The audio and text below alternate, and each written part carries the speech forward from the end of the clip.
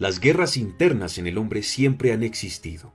Pablo de Tarso lo confirmaba hace aproximadamente 2000 años de la siguiente forma: no entiendo lo que me pasa, pues no hago lo que quiero, sino lo que aborrezco. Estas guerras surgen de una continua confrontación entre fuerzas benevolentes y fuerzas oscuras. El espíritu nos conduce a caminos de paz, mientras la carne nos conduce a caminos de muerte. De la carne se desprenden todo tipo de sensaciones corporales y perversiones que inducen al hombre a una muerte lenta pero segura. Hay diversas formas de estar vivo sin propiamente vivir. Una de esas formas de morir mediante la carne es abandonando, sea por voluntad propia o por influencia externa, la esencia masculina propia del varón. La carne, recordemos que no es amiga de la responsabilidad, ni del sufrimiento enfocado, ni la disciplina. Todo lo que involucre constancia, determinación y voluntad es enemigo declarado de la carne. El hombre nace con el potencial intrínseco masculino a la espera de ser desarrollado, esculpido y perfeccionado. No cultivar ese potencial responde a la evasión de la responsabilidad para con uno mismo. Cada hombre y cada mujer están en el deber continuo de vivir en armonía con sus respectivas esencias masculinas y femeninas. En este sentido, el hombre puede renunciar voluntariamente a su deber masculino o puede ser inducido sutilmente a esta renuncia. Recordemos que nuestra naturaleza humana es altamente susceptible a estrategias, operaciones psicológicas, propaganda, condicionamientos y todo lo que sea estructurado para alterar nuestra conducta. Cuando el hombre abandona su responsabilidad de cultivar su masculinidad, esto hace que la convivencia consigo mismo sea insufrible, pues está negando su propia esencia. Por lo tanto, se somete a una búsqueda perpetua de un reemplazo para esa esencia. Por supuesto, la única forma de encontrar ese supuesto reemplazo es acudiendo a todo lo externo, en otras palabras, a cualquier mentira que proporcione el mundo. Y es que es imposible reemplazar nuestra esencia, es como negar nuestra existencia, no se puede. Lo que logra el hombre que renuncia a su masculinidad es simplemente mentirse a sí mismo. Por tanto, al no quedar espacio para el cuidado del espíritu masculino, quien gobierna la decisión última es la carne. El hombre entonces se convierte en un esclavo de sus pasiones, en un mísero individuo sin dirección ni respeto propio. Esto es justamente la feminización del hombre. Ahora bien, la feminización del hombre no significa que el hombre adopte cualidades femeninas, sino que niega lo viril y adopta una versión deformada de lo femenino. Se adopta la sombra del sexo opuesto, no sus virtudes. Este no es un ataque contra la esencia femenina, pues la feminización es justamente la asimilación de rasgos distorsionados, no de la integración de cualidades saludables. En términos junguianos, cuando un hombre renuncia a sus arquetipos masculinos como el rey o el guerrero, se refugia en actitudes que no le corresponden en su misión natural y espiritual. No solo desarrolla características sombrías de lo masculino, sino que adopta inconscientemente cualidades tergiversadas del otro sexo. La conducta del hombre que adopta la sombra de lo femenino se caracteriza por ser excesivamente infantil, pasiva, emocionalmente inestable y ridícula, pues adopta manerismos, gestos y lenguaje típico del otro sexo de forma exagerada. El hombre emocionalmente sano tiene ambas fuerzas arquetípicas presentes, tanto masculinas como femeninas, es decir, se integra en su psique cualidades femeninas sin caer en comportamientos antinaturales o contradictorios con su esencia masculina. Siguen predominando su razón, su templanza y su determinación. Esto es lo que Jung llamaba la integración del ánima y el animus. El ejemplo por excelencia es la integración de la vulnerabilidad o la sensibilidad en la psique masculina, cualidades propias de un arquetipo femenino que son esenciales para el desarrollo pleno del individuo. Estas cualidades, la vulnerabilidad o la sensibilidad, no se deben confundir con la fragilidad emocional. Ser vulnerable es el pilar fundamental de la conexión genuina con el otro, de la creación de amistades y relaciones duraderas y genuinas. Asimismo, la vulnerabilidad es aquella virtud que precede a la valentía. Para ser valiente, primero hay que ser sensible. No hay héroe que no haya sacrificado su integridad por el otro, que no haya tenido un mínimo grado de sensibilidad. La fragilidad emocional, en contraste, es la pérdida del control y la voluntad frente a la carga emocional. La ira excesiva, los celos desenfrenados, la depresión exagerada o el sentimentalismo innecesario. Muchas veces sufrimos más en nuestra imaginación que en la realidad, y ese sufrimiento es producto de la renuncia a la razón. Esta fragilidad emocional es propia de la sombra femenina, no de un arquetipo femenino integrado. Entonces, al renunciar el hombre a su virilidad, no tiene otra opción más que adoptar aspectos femeninos que no son saludables, sino pertenecientes a la perversión de la conducta femenina, pues para integrar sanamente los aspectos femeninos, como la creatividad, la sensibilidad o la compasión, primero debe haber un desarrollo de un arquetipo masculino. Sin ese desarrollo previo se asimilan conductas tóxicas y perjudiciales, tanto para la psique del individuo como para su integridad física. Dependencia a la validación femenina, falta de estrategia, pasividad, incapacidad de establecer límites, escapismo mediante vicios, evasión de sufrimiento y obsesión por la sexualidad. Es en este punto donde el hombre se refugia con distracciones gratificantes camufladas de libertad.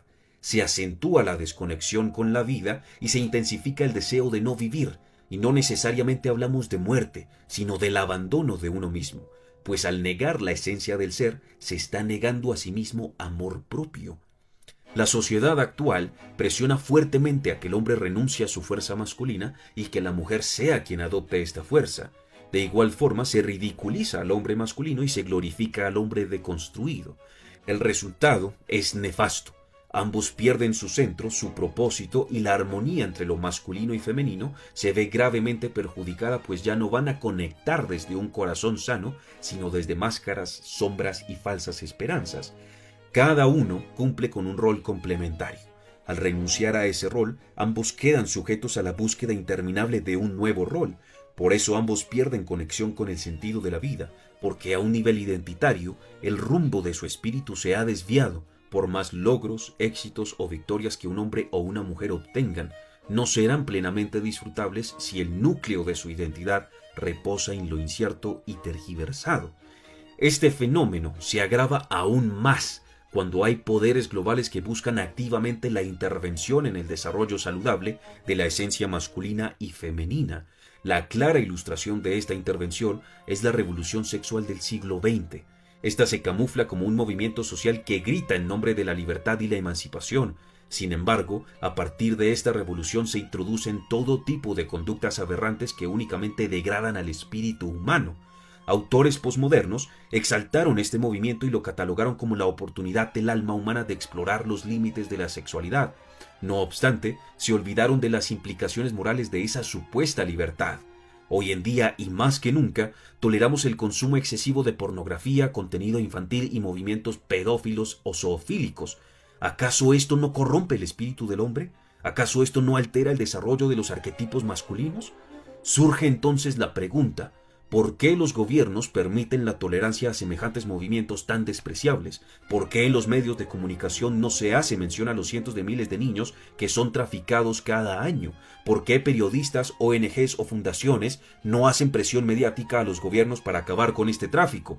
¿Por qué se emplean más recursos en arrestar al ciudadano que defiende su propiedad y su vida que en perseguir distribuidores de contenido infantil?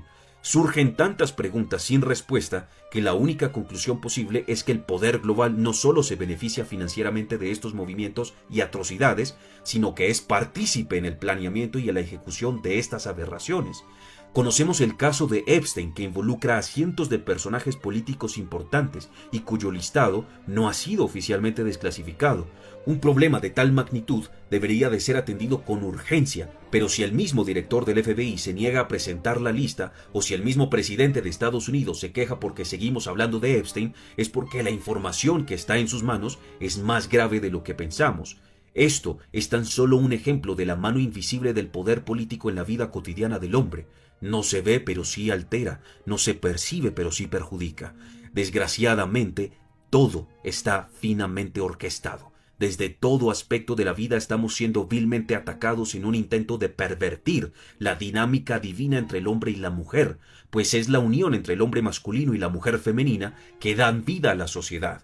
Pero esto, al poder global que empieza por Ma y termina en sonería talmúdica, no le conviene. En la academia, la farmacéutica, el entretenimiento, la música, la política, la cultura, hay una fuerte presión porque el hombre anule su masculinidad y se convierta en un obediente instrumento del poder mediante la feminización de su espíritu.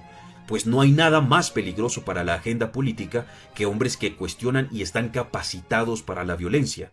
Pareciera, a ojos del espectador, que todo sucede por flujo aleatorio de eventos: reducción de testosterona en los últimos 40 años, aumento de jóvenes criminales que crecieron sin padre, consumo masivo de pornografía que supera 42.000 vistas al año, generando ansiedad, apatía y disfunción sexual, estrógenos sintéticos en el agua potable, soya industrializada que impide la producción de testosterona, producción masiva de alimentos ultraprocesados que producen obesidad y obstaculizan la segregación de testosterona, políticas que promueven la deconstrucción del hombre, contenido de entretenimiento que ridiculiza al hombre masculino y venera al hombre degenerado, y movimientos que toleran conductas aberrantes. Pero todo esto no sucede por coincidencia. Hay intención, hay estrategia. Esta es la verdad que nos cuesta aceptar. La feminización del hombre no solo responde al abandono del deber masculino, es la estrategia del mundo actual para despojar al hombre de su capacidad para levantarse en contra del poder. Pues ¿qué carajos va a lograr un hombre sin propósito, sin esencia y sin virtud? Un hombre que no cultiva su masculinidad está al servicio de lo que el mundo planee para él, pues independientemente de qué tan libre se sepa, está negándose a sí mismo de forma necia, no negándose como Cristo lo llama a negarse, sino pervirtiendo el diseño con el que fue creado. Al no adherirse a su diseño y a su deber, se somete al camino de muerte que ha preparado el mundo. El hombre que ha integrado plenamente su arquetipo masculino no teme enfrentar al poder de turno, ya que el sacrificio, la valentía y la fortaleza han sido cultivadas y están listas para ser ejercidas. Por eso es fundamental que el hombre retorne a sus arquetipos masculinos.